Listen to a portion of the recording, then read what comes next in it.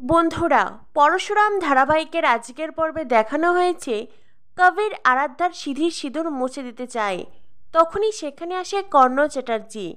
কর্ণ চ্যাটার্জি কবিরের হাত ধরে ফেলে। কর্ণ চ্যাটার্জি কবিরকে বলে, তুমি এটা কি করছিলে? ভুলে যাও না আরাধ্যা তোমার স্ত্রী, আর তুমি তোমার স্ত্রীর সাথে অসভ্য আচরণ করছিলে। কবির, তোমার মায়ের সাথে আমার হয়তো বিচ্ছেদ হয়েছে, কিন্তু আমি কখনো তোমার মাকে অসম্মান করিনি, অশ্রদ্ধা করিনি। সম্পর্কে যদি সম্মান না থাকে, সম্পর্কে যদি শ্রদ্ধা না থাকে, সেই সম্পর্ক কোনো দিন টিকে না। আরাধ্যা তখন কর্ণ চ্যাটার্জিকে বলে, বাবা বাবা দেখুন না কি বলছে। ও বলছে এই ডিসপার্সেল কার্ড নিয়ে আমাকে স্কুলে যেতে, আর তারপরে লাট্টুকে তুলে আনতে। কর্ণ চ্যাটার্জি বলে, হ্যাঁ তুমি সেটাই করবে। আরাধ্যা বলে, বাবা আপনি এটা কি বলছেন? বাবা এটা অন্যায়, আপনি আমাকে অন্যায় করতে বলছেন।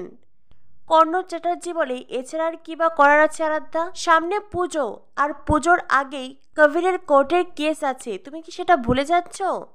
আরাধ্যা, কবিরের কোর্টের কেসের আগেই যে করেই হোক ওই পরশুরামকে ধরতেই হবে, তাই তুমি লাট্টুকে তুলে আনবে, আর তারপরেই পরশুরাম লাট্টুকে বাঁচাতে আসবে। ব্যাস, অমনি পরশুরাম আমাদের ফাঁদে পড়ে যাবে। আরাধ্যা বলে, বাবা এটা কোনো দিন হবে না, আপনারা এই পরশুরামের সাথে কোনো দিন পেরে উঠবেন না। কর্ণ চ্যাটার্জি বলে, আমরা পারবো, অবশ্যই পারবো। এইবার শুধু খেলা হবে কর্ণ চ্যাটার্জি আর এই পরশুরামের। আরাধ্যা বলে, বাবা এটা কি করে সম্ভব? ছোটদি তো লাট্টুকে স্কুলে নিতে যাবে, তাই না? কর্ণ চ্যাটার্জি বলে, ওদেরকে আটকে দেওয়া হবে। আরাধ্যা বলে, আটকে দেওয়া হবে? কর্ণ চ্যাটার্জি, হ্যাঁ, ওরা সঠিক সময়ে স্কুলে আসবে না, আর সেই সময় তুমি লাট্টুকে তুলে আনবে। তুমি লাট্টুকে বলবে, দুষ্ট দাদু, মানে লাট্টুর ভালো দেওয়ার বাড়িতে মাংস ভাতের আয়োজন করা হয়েছে, আর তাছাড়া তটিনী শিবপ্রসাদ সেখানেই আছে, তাই তুমি লাট্টুকে নিতে এসেছো। ছোট্ট বাচ্চা তোমাকে বিশ্বাস করে চলে যাবে। আরাধ্যা, তুমি তো লাট্টুর মাসি হও, তাই না? ও খুব সহজেই তোমাকে বিশ্বাস করবে। আরাধ্যা বলে, কিন্তু বাবা এটা তো অন্যায়, আমি এটা করতে পারবো না। কর্ণ চ্যাটার্জি বলে, মানুষ তার স্বামীর জন্য কত কি করে, আর তুমি এতটুকু কাজ করতে পারবে না? আরাধ্যা, তোমাকে এটা করতেই হবে, নইলে তুমি তোমার বাবার বাড়িতে ফিরে যাও। কবিরের সংসার করতে হবে না, কবিরের পাশে দাঁড়াতে হবে না। কথাটা বলেই কর্ণ চ্যাটার্জি ঘরে চলে যায়। আরাধ্যা দোটানায় পড়ে, সে কাঁদতে থাকে। এরপরেই দেখানো হয় জিৎ মুখার্জি কর্ণ চ্যাটার্জিকে কল করে। কর্ণ চ্যাটার্জি বলে, হ্যাঁ বলুন মিস্টার মুখার্জি, এইবার খুব দুর্দান্ত একটি প্ল্যান করা হয়েছে। হ্যাঁ, এইবার আমরা ওই পরশুরামকে ফাঁদে ফেলতে পারবো, আর সেটা খুব সহজেই। জিৎ মুখার্জি বলে, কিন্তু মিস্টার চ্যাটার্জি আপনি এটা কি করেছেন? এর সাথে তো আমার মেয়ে জড়িয়ে গেল। কর্ণ চ্যাটার্জি বলে, হ্যাঁ, আরাধ্যা কবিরের স্ত্রী, কর্ণ চ্যাটার্জির পুত্রবধূ, ও তো এমনিতেই জড়িয়ে আছে, নতুন করে আর কি জড়াবে? আরাধ্যা আমার মেয়ে, ওর বয়স অল্প, ও কি করে এই ক্রাইমের সাথে জড়িয়ে যেতে পারে? কর্ণ চ্যাটার্জি বলে, মিস্টার মুখার্জি আপনি কিন্তু ইনডাইরেক্টলি আমার ছেলেকে ক্রিমিনাল বলছেন। শেষ অবধি আপনিও কিনা আমার ছেলেকে ক্রিমিনাল বললেন। তখনই জিৎ মুখার্জি বলে, দেখুন আমি কথাটা এইভাবে বলতে চাইনি। এমনিতেই প্রেস মিডিয়া সবসময় আমার পিছনে পড়ে আছে, যখন তখন কল করছে, নানান প্রশ্ন করছে, পেপার পত্রিকায় সব জায়গায় ছবি বের হচ্ছে। কর্ণ চ্যাটার্জি বলে, আর আমাকে হেনস্থা করা হচ্ছে না? কি হলো উত্তর দিন। আমাকেও তো সকলেই সামনে দিয়ে টানতে টানতে জেলে নিয়ে যাওয়া হয়েছে, আমার নামে এখন পুলিশ কেস আছে, আমি এখন বেলে আছি। আপনার কি মনে হয় আমার কষ্ট হয় না? প্রথমবার ওরা আমাকে অ্যারেস্ট করেছিল, আপনাকে বোঝাতে পারবো না আমি কতটা কষ্টে আছি, কতটা যন্ত্রণায় আছি। সবাই তো আমাকে নিয়েও হাসাহাসি করেছে। জিৎ মুখার্জি বলে, মিস্টার চ্যাটার্জি সরি, সরি, আমি আপনাকে এইভাবে আঘাত করে কথাটা বলতে চাইনি। কর্ণ চ্যাটার্জি বলে, দেখুন আপনার যদি খুব বেশি সমস্যা হয় আপনি আরাধ্যাকে নিয়ে যাবেন, আপনার বাড়িতে নিয়ে যান, ওর আর আমার ছেলের সাথে সংসার করার প্রয়োজন নেই। জিৎ মুখার্জি বলে, আমি কখন আবার আপনাকে সেই কথা বললাম? আরাধ্যা কবিরকে ভালোবাসে। কর্ণ চ্যাটার্জি বলে, আর সেজন্যই তো নিজের বরের জীবন বাঁচাতে আরাধ্যাই কাজ করবে। এই যুগে বেহুলা লক্ষিন্দরের এক্সাম্পল আছে, সীতার এক্সাম্পল আছে, আর আপনি কিনা সেই সব কিছু ভুলে গেছেন। তখনই জিৎ মুখার্জি বলে, প্লিজ দয়া করে আপনি এইসব বিষয়ে ওই বিষয়গুলো টেনে আনবেন না, যতই হোক এটা তো একটা ক্রাইম। কর্ণ চ্যাটার্জি বলে, আমার যা বোঝার আমি বুঝে গেছি, ঠিক আছে, আপনি যদি না চান তো আপনার মেয়েকে আপনি নিয়ে যান, ওকে এই কাজ করতে হবে না। কর্ণ চ্যাটার্জি কল কেটে দেয়। তখনই পিছনে আরাধ্যার মা আর আয়ুষী দাঁড়িয়ে থাকে। আরাধ্যার মা জিৎ মুখার্জিকে বলে, কি হয়েছে? জিৎ মুখার্জি বলে, মনে হয় আরাধ্যার সাথে কবিরের বিয়ে দিয়ে আমরা খুব বড় ভুল করেছি। বাবার মুখে এমন কথা শুনে আয়ুষী খুব অবাক হয়ে যায়। ঠিক সেই সাথে আরাধ্যার মাও অবাক হয়ে যায়। অন্যদিকে দেখানো হয় তটিনী শিবপ্রসাদকে কল করে, যখন কিনা শিবপ্রসাদ বাব্বারের সাথে কথা বলছিল। তটিনী শিবপ্রসাদকে বলে, তুমি কোথায়? শিবপ্রসাদ বলে, এই তো আমি ক্লায়েন্ট মিট করতে এসেছি। তটিনী বলে, দেখো, সামাজিকতা বলেও তো একটা ব্যাপার আছে।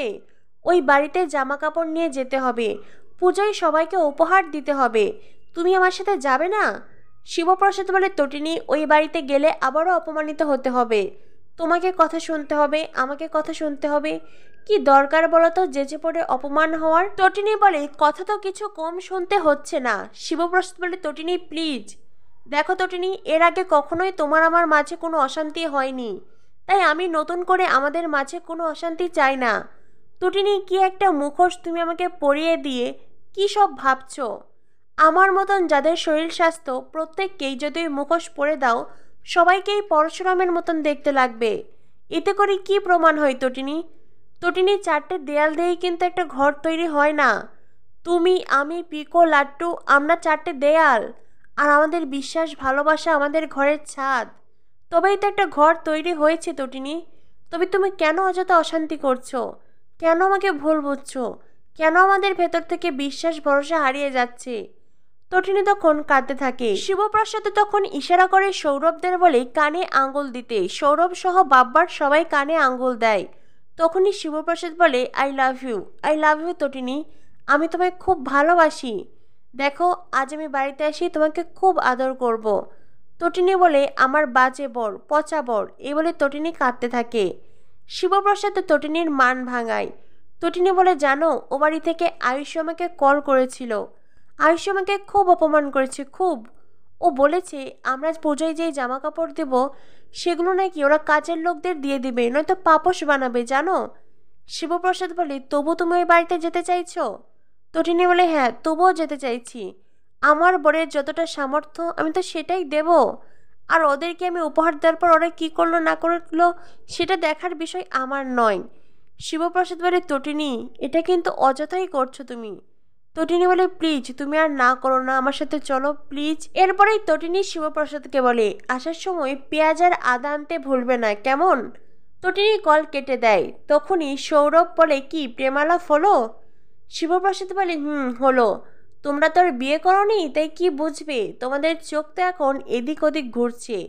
যখন একটা বিয়ে করবে তখনই তো বুঝতে পারবে সবটা। মায়া বলে, কিন্তু বস, যাওয়ার সময় কিন্তু পেঁয়াজ আর আদা নিয়ে যেতেই হবে। শিবপ্রসাদ হাসতে থাকে। এরপরেই শিবপ্রসাদ বাব্বারকে বলে, কিন্তু তুই বলবি নাকি এখনো চুপ থাকবি? ঠিক আছে, আদালত তো তোকে ছেড়ে দিয়েছে, এবার আমরা তোকে ছাড়বো। তুই পালাতে চাইবি, তারপরে তোকে এনকাউন্টার করে দেব। বাব্বার বলে, বলছি। এর পিছনে আছে শেতল, কর্ণ চ্যাটার্জি আর জিৎ মুখার্জি, সবাই আছে। আর নদীপথে যে মালগুলো আসছে সেগুলো কার আমি জানি না এটা। পরশুরাম বলে, ঠিক আছে, তুই না বললি আমি তো ঠিকই খুঁজে নেব কে বা কারা এই ক্রাইমগুলো করছে। এরপর দেখানো হয় তটিনী বাথরুমে স্নান করতে গেছে। তখনই তটিনীর মা কল করে। লাট্টু বলে, হ্যাঁ ভালো দিয়া। তটিনীর মা বলে, তোমার মাম্মি কোথায়? লাট্টু বলে, মাম্মি তো স্নান করতে গেছে, কিছু কি বলতে হবে? ভালো দিয়া লাট্টুকে বলে, না কিচ্ছু বলতে হবে না, এখন বলো তো তুমি পুজোয় কি চাও? তখনই লাট্টু পুজোয় অনেক উপহার চায়, এটা চাই, তার ওটা পছন্দ, সেটা পছন্দ। পিকো এসেও তাদের পছন্দের কথা জানায়। কোনো এক সিনেমার নায়িকাকে সে একটি জুতা পরতে দেখেছে, সেই জুতাই সে ভালোদের কাছ থেকে চায়, সেই সাথে মেকআপ বক্স। এত সব আবদার শুনে ভালো দিয়া বলে, ঠিক আছে দাদু ভাই, তোমরা যা যা পছন্দ করো, যা যা চেয়েছো সবটা পাবে, আমি তোমাকে সবটা দিয়ে ভরিয়ে দেব, এতকাল তো কিছুই দিতে পারিনি। তখনই সেখানে আসে শিবপ্রসাদ। শিবপ্রসাদ এসে বলে, না আপনি কিচ্ছু দেবেন না। তটিনীর মা বলে, কে? শিবপ্রসাদ বলে, আমি আপনার জামাই বলছি, শিবপ্রসাদ গাঙ্গুলি। দেখুন, ওদের একদিন হয়তো বিরিয়ানি খাওয়াবেন, খুব ভালো লাগবে, কিন্তু ডাল ভাতটাই ওদের নিয়তি, ওদেরকে ডাল ভাতটা খেয়ে বাঁচতে হবে, ওটাই ওদের প্রয়োজন। তাই প্লিজ বিরিয়ানির লোভ দেখাবেন না। লাট্টু বলে, আসলে কি ভালো দিয়া, আমার পা তো পোড়। তখনই সেখানে তটিনী আসে। তটিনী এসে বলে, লাট্টু সব সময় সব জায়গায় আমার পা পোড়, আমার পা পোড়, এইসব কেন বলো? হ্যাঁ, কেন বলো এইসব কথা? শিবপ্রসাদ বলে, লাট্টু তুমি সবাইকে বলবে তোমার পা মিডিল ক্লাস, ঠিক আছে, পোড় বলবে না। এরপরেই তটিনী তার মাকে বলে, মা বলো। তটিনীর মা বলে, দেখ না মা, বাচ্চারা একটু মুখ ফুটে কিছু আবদার করেছে, আমাকে প্লিজ ওগুলো দিতে দে। তটিনী বলে, মা তোমার জামাই তো সব কিছুই বললো, তুমি তো শুনলে, ডাল ভাত ওদের প্রয়োজন আর বিরিয়ানি ওদের বিলাসিতা। মা একদিন বিরিয়ানি খাইয়ে ওদেরকে প্লিজ ঘেটে দিও না। তাছাড়া আমাদের কাছে পছন্দের মূল্য নেই মা, আমাদের কাছে প্রয়োজনের গুরুত্বই বেশি, আর আমরা সেই প্রয়োজন নিয়েই বেশ ভালো আছি।